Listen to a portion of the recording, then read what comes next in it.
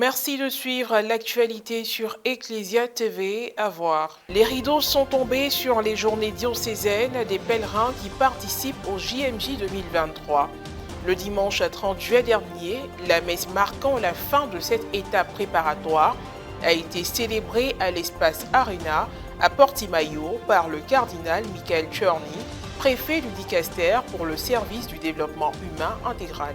Et puis le samedi 29 juillet dernier a eu lieu la clôture des assises de la jeunesse de la sous-préfecture de Séchy, un village situé dans la région de l'Agnébitiassa. Cela après une semaine d'activités éducatives, sportives et ludiques, pilotées par la Fondation Shalom RCIDA et ses partenaires.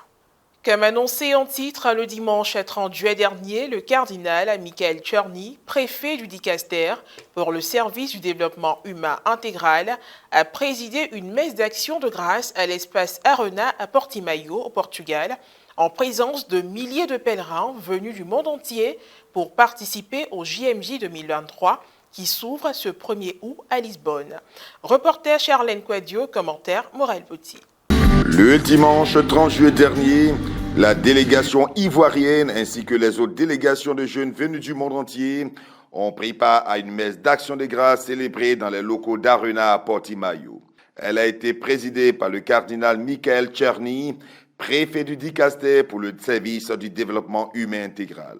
Principalement célébrée en anglais, d'autres langues ont été utilisées au cours de cette messe. La deuxième lecture a été faite en français, le psaume en polonais, la proclamation de l'évangile et l'obélie en anglais, puis les intentions de la prière universelle en français. À cette occasion, le cardinal Czerny était entouré de plusieurs autres évêques et prêtres, dont le père François Koumi-Nankenga, secrétaire exécutif national des œuvres catholiques en Côte d'Ivoire. Une journée dominicale remplie de bénédictions. Nous étions, quand je dis nous, la Côte d'Ivoire, nous étions à l'honneur parce que nous avons concélébré avec tous ces prélats, ces hauts dignitaires de notre Église. L'Église catholique en Côte d'Ivoire était à l'honneur. C'est une grâce, c'est une joie. Au-delà de son caractère particulier, qui était de prier pour les pays en situation de conflit, surtout pour ceux du continent africain, la messe a été vécue dans l'allégresse. Prêtres comme laïcs n'hésitaient pas à reprendre les chants en chœur. En clair, c'était une belle célébration.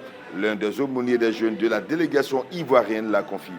Une très belle messe. D'ailleurs, notre responsable, Père François, a été invité à faire partie des concélébrants, ce qui veut dire que les Ivoiriens étaient très bien représentés. Je retiens une chose, Dieu n'appelle pas les gens qui sont dignes, mais il rend dignes ceux qu'il appelle, en demandant à tous ces jeunes de ne pas avoir peur de répondre à l'appel du Christ, de Dieu, et de le laisser lui-même nous transformer selon sa grâce. Les jeunes appelés à ne pas avoir peur, mais à se laisser transformer par le Christ, ont vécu de nouvelles expériences enchanteresses. C'est pour un renouvellement, renouveler tout en nous, surtout la vie spirituelle. Surtout la vie spirituelle. Mettre Jésus au premier plan de notre vie. Ce que j'ai beaucoup apprécié, c'était les temps avec le Saint-Esprit, notamment hier soir, le baptême dans l'Esprit Saint. C'était un moment très fort pour moi et je suis heureuse d'avoir pu faire cette super belle expérience. L'événement organisé par la communauté du Chemin Neuf, quand je suis arrivé le premier jour, la phrase qu'on m'a fait retentir, du moins qu'on m'a dit à l'oreille, c'est que ma vie soit comme un chemin neuf. Jusqu'à présent, c'est cette phrase-là qui retentit. Venant ici, c'est pour avoir un renouvellement. Où on y a participé ou animé. Voilà.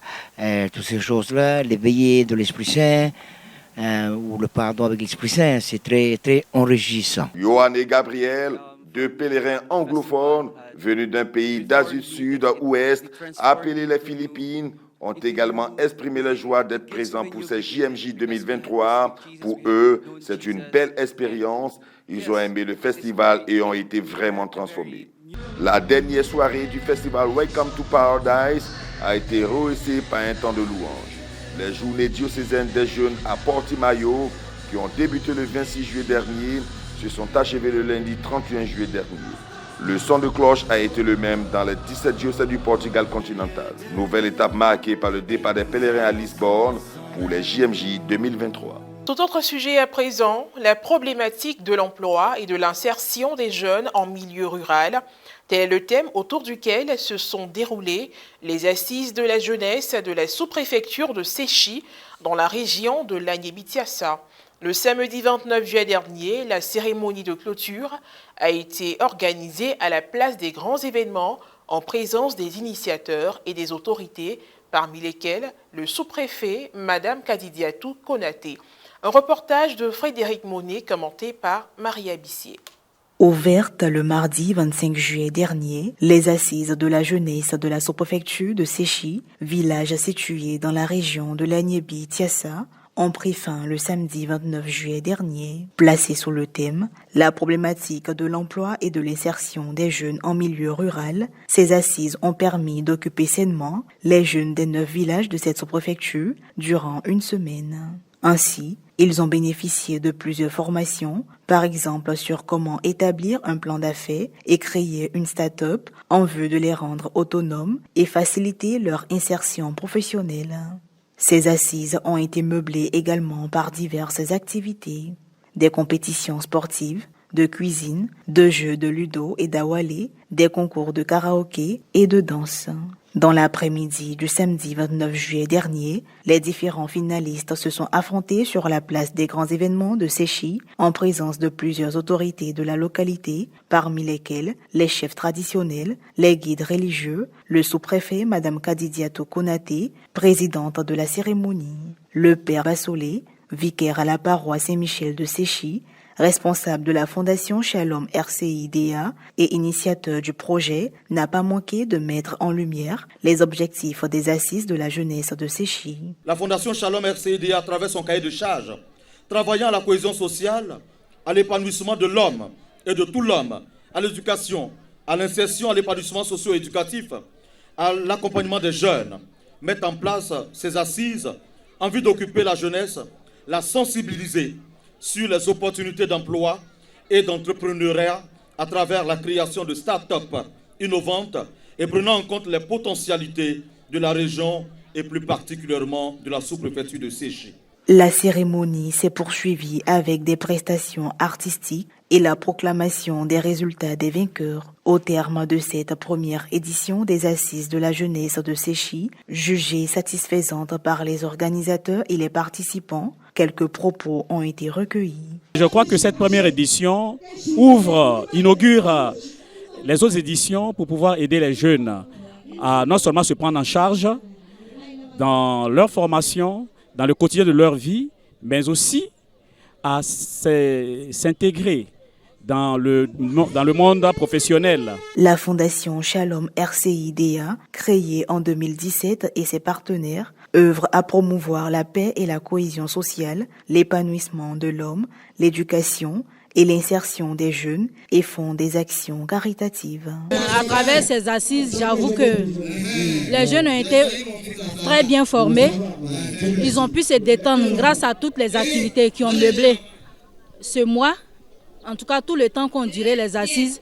Et je tiens vraiment très sincèrement à remercier les organisateurs. C'est une occasion pour nous de voir comment nos jeunes s'expriment, comment nos jeunes, quand ils vont à l'école, comment ils se comportent là-bas. Maintenant, c'est une occasion pour nous aussi de voir le brassage de la jeunesse de Séchy. Il faut dire que ces assises sont bienvenues parce que la population de Séchy est à 60% jeune. Mais nous avons constaté ici qu'il y a beaucoup de jeunes désœuvreux. Et donc, ces assises sont bienvenues. Ces assises sont aussi bienvenues dans le sens où ici, nous avons différentes ethnies. Comme dans toute la Côte d'Ivoire, nous avons différentes ethnies. Et parfois, il est difficile de vivre ensemble. Ces assises nous apportent beaucoup parce qu'on y parle de vivre ensemble, de cohésion sociale. Point final à cette édition d'information. Merci de l'avoir suivi, que je veille sur nous. À très bientôt.